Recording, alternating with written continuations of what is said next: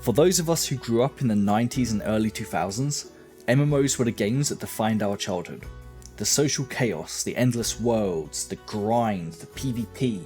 Whether you're a fan of the classics like Ultima Online, or more into the modern designs of Ion 2. Damn, those are some good designs. But you'll probably have heard of the upcoming MMO by Riot Games. It's not yet named, and hopefully the name will be a bit better than their last one, because I don't know what they were thinking when they came up with that.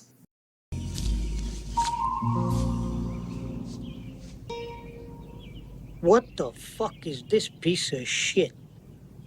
But they're the creators of games such as League of Legends, a game that basically devolves into teammates committing war crimes against each other. Announced via Twitter in December 2020 by Greg Ghostcrawler Street, next to no official info about the game has come out, which means we've basically had to resort to creeping through job listings and stalking the developers to get any nuggets we can. So you're probably wondering what I meant with the title. Well, there are a few things the average MMO player might not be expecting, such as the game being action combat rather than tab. But that's not what this video is about. This video is talking about the theme park versus sandbox design of the game. I'm going to assume most of you watching this video are fans of MMOs and thus know what theme park and sandbox MMOs are. If not, then a brief explanation is that theme parks are very structured in how they're designed. Developers try and guide the players from point A to point B to point C, while generally having some sort of MSQ for the players to follow. On the other hand, sandboxes are generally more loose and free. They don't guide the players as much and rather give the players the freedom to choose how to progress themselves. The games generally have player-driven mechanics that incentivizes the players to interact with each other. However, every MMO, regardless of how they're classified, have both theme park and sandbox elements to them. So no MMO is pure 100% theme park or sandbox. When it comes to MMOs, ever since World of Warcraft released and took over the market back in 2004, most major Western MMOs have chased the theme park trend. Games like Rift, The Lord of the Rings Online, Star Wars The Old Republic, Age of Conan, Wildstar or Elder Scrolls Online, they're all theme parks. Even games like Guild Wars 2, which does lend itself some sandbox designs, it's still predominantly a theme park MMO. Developers wanted a slice of that WoW pie, and thus sandbox heavy MMOs that were once popular and beloved, such as Ultima Online, ultimately fell to the wayside. As such, most people likely do expect the Riot MMO to be a theme park. It would make the most sense after all. Riot aren't exactly known for taking risky plays with their games, and MMOs are the riskiest genre of all. They generally take what's popular and just improve upon it, and sandbox MMOs have not been popular in over 2 decades. However, in my opinion, based on things I have read from official sources that I'll talk about in a moment, the Riot MMO will lean heavily into the sandbox subgenre. Now I want to clarify again, I am not saying it will be a total sandbox in the same vein as, say, EVE Online. I personally expect it to be more sand park, a combination of theme park and sandbox with a slight lean towards sandbox. But why do I think this? Well, there's actually a few reasons. Firstly, is because of a man called Mark Merrill, also known as Tryndamere, the co-founder and current chief product officer of Riot Games. He has said on multiple occasions that the project he spends by far the most time on is the Riot MMO. Late last year, Tryndamere participated in Soda Poppin's WoW Classic OnlyFans challenge with a few other Riot MMO employees. While he kept tight-lipped about most things regarding the Riot MMO, he did speak about his personal opinions regarding MMOs in general. At one point, he expressed his dislike towards retail WoW, as shown here. Retail WoW don't make sense anymore. That is my perspective as well. I literally can't do it. It's not fun. I mean, some people like it, but Yeah. not my cup of tea. And later on, he answered the question in Twitch chat asking him why he disliked retail WoW. One of the reasons he gave was that he just disliked the theme park experience. What don't you like about retail?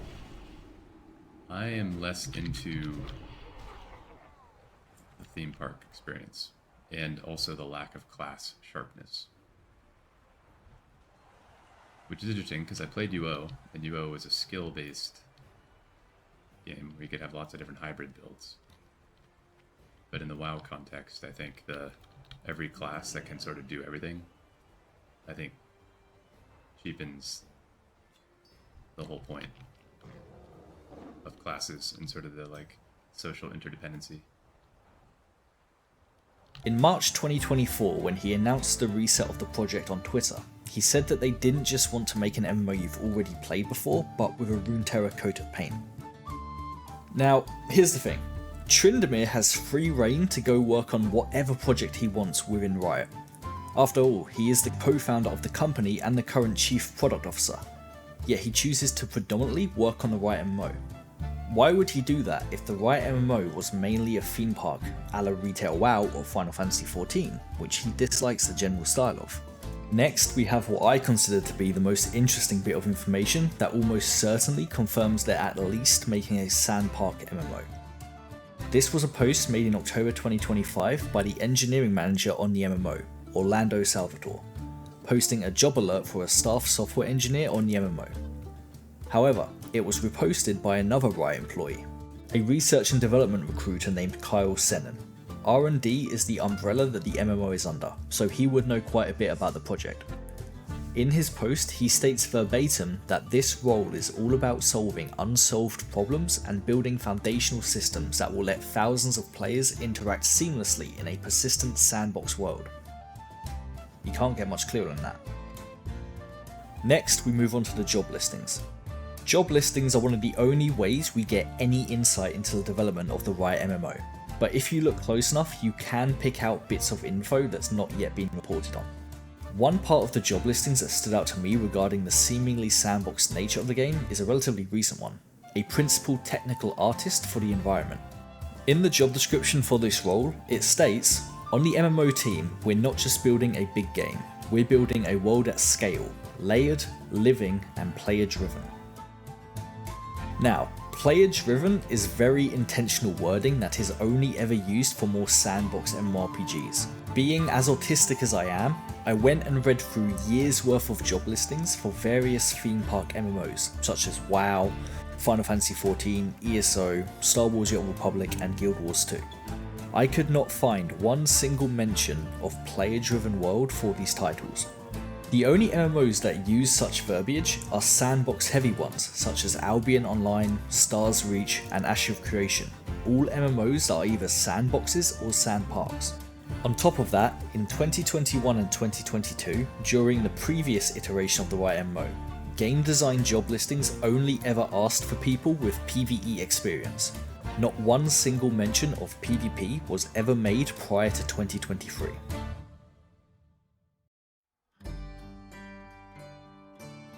Then, in early 2023, the MMO was reset and the game changed direction.